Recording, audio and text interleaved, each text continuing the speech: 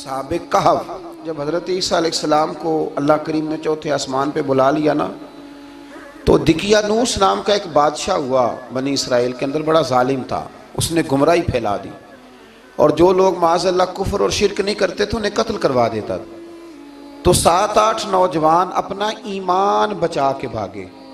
ओहो हो अल्लाह, सारी दुनिया माल बचा के भागती, वो 7-8 नौजवान अपना ईमान बचा के भागे कि ये हमें कहीं कुफर की तरफ ना लौटा दे। तो जाके एक गार के अंदर चले गए, तो एक कुत्ता भी उनके साथ हो गया।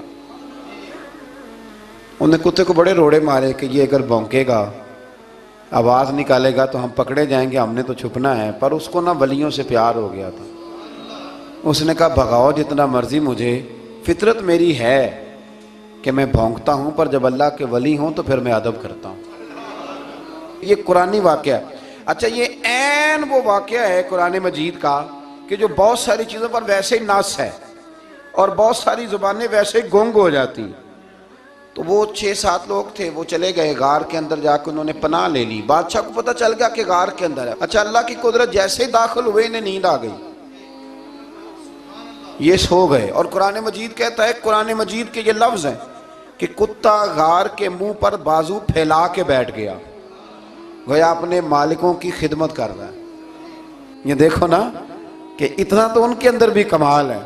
अपने ना दोनों बाजू फैला के कुत्ता भी गार पे बैठ गया। इनको नींद आ गई। बादशाह ने पता कराया, कहाँ भाग के गए? तो कहा वो गार के अंदर है।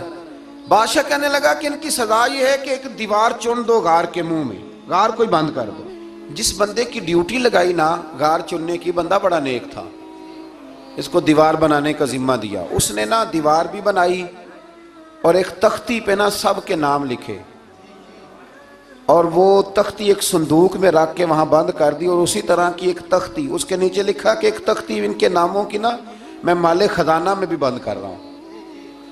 अल्लाह तबारक व तआला की कुदरत के 300 साल तक सोए रहे। 300 साल के बाद इस तरह हुआ कि हुकूमतें बदल गईं। बैदरूस नाम का एक बादशाह आ गया, वो बड़ा नेक दिल था। उसने हर तरफ हज़रत ईसा अलैहिस्सलाम की शरीयत का फिर से नारा बुलंद किया।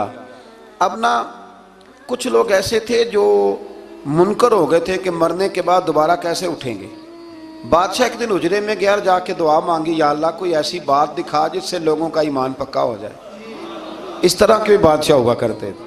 तो रब करीम ने कहा मैंने तो पहले एक राज छुपा के रखा हुआ है, खोल देते हैं। उसने दुआ मांगी और इधर क्या मामला हुआ, एक चरवाहा बकरियां चराने वाला वहां से गुजरा। उसने सोचा ये दीवार है, अगर इसका मुंह खोल लूं ना कभी तो मेरी बकरियां यहाँ थोड़ा सा धूप के अंदर सस्ता लिया करेंगी। उस चरवाहे ने क्या किया कि उसने वो दीवार गिराई ताकि मेरी बकरियां अंदर जाया करें। वो दीवार गिराई तो उसने अंदर 6-7 लोग सोए हुए देखे और कुत्ता भी सोया हुआ देखा। अल्लाह तबारक व तआला अपनी कुदरत से, अपने फजल से उनकी करवटें भी बदलता रहा। अपनी कुदरत से एक तरफ इंसान पड़ा रहे ना तो आज़ा गल जाते हैं, उनकी करवटें भी बदली जाती, मुनासिब रोशनी भी दी जाती, हरारत भी। उसने दीवार गिराई तो उनकी आंख खुल गई। एक दूसरे से कहने लगे आज तो बड़ी गहरी नींद सोए हैं यार, आज तो लंबी नींद पूरी कर ली, चलो भूख बड़ी लगी है, एक दोस्त को भेजो। ये सारा वाक़या कुरान मजीद में मौजूद है, मैं अपने लफ्ज़ों में बयान कर रहा हूँ। जाओ एक दोस्त को भेजो बाजार से ना खाना ले आए, पैसे वही 300 साल पुरानी करेंसी।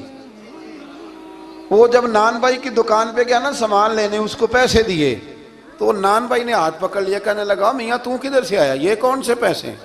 उसने कहा पैसे काहे के, मैं भी सोच रहा हूँ कि हालात बदले बदले हैं, सारे हजरत ईसा का कलमा पढ़ रहे हैं, माहौल और है। उसने कहा तेरे हाथ कोई खजाना लग गया है। ये तो हम नाम सुनते थे कि यहाँ कोई दिकियानूस नाम का बादशाह है, कोई खजाना, बता कहाँ से लिए। शोर हुआ, हाकिम शहर तक खबर पहुंची, बादशाह तक पहुंची। उसने बताया कि भाई हम तो दिकियानूस के डर से भागे हैं, कल भागे हैं या आज सवेरे, इतना ज्यादा हमें पता नहीं, कल या आज सवेरे बस ना, इतना सा हमें याद है कि हम गए थे। बहरहाल लोग जमा हो गए, इकट्ठे हो गए, गार तक पहुंचे। अब जो गार के अंदर थे वो पता कहते कहते लगता है हमारा दोस्त पकड़ा गया है। अब पकड़ा गया है तो अब बंदे जमा हो, वो अंदर डर रहे थे, तस्बीह कर रहे थे, अल्लाह को याद कर रहे थे। इधर ये पहुंच गया जब उन लोगों ने ये जीता जागता रब के फजल का नमूना देखा और बादशाह ने कहा कि ये क्या है, संदूक खोला तो उसके अंदर वो तख्ती लिखी थी कि ये इनके नाम है, ये दिकियानूस से डर के भागे हुए हैं, यहाँ ये सो रहे हैं, और इसी की एक तख्ती मैंने फलां जगह भी दफन किया, वो तख्ती भी वहां से निकल आई। अब सब लोगों की आंखों में आंसू आए और सब कहने लगे ला इलाहा इल्लल्लाह, ला इलाहा इल्लल्लाह, ला इलाहा इल्लल्लाह। सब कहने लगे इन्नल्लाह अला कुल्लि शैइन कदीर। जब उनकी बात पूरी हो गई, लोगों के ईमान पुख्ता हो गए, तो असहाबे काफ कहने लगे कि हमें अब इजाज़त है, हम फिर दोबारा गार में जाते हैं। वो गार में गए तो रब ने फिर उन्हें मौत अता फरमाई, नींद अता फरमाई, तोहफा दिया। बादशाह ने फिर उसके आगे दीवार बनाई और वहाँ बादशाह ने एक मस्जिद तामीर करा दी, लोग ज़ियारत करने जाते। ये असहाबे काफ का जिक्र है। अब यहाँ हमारे मुफस्सिरीन ने लिखा है कि वो जो कुत्ता था ना, वो भी साथ ही था। अल्लाह क़यामत वाले दिन उसे इंसानी, या तो इंसानी शक्ल मिलेगी, या जैसे रब का फजल होगा रब करीम उसे भी जन्नत अता फरमाए।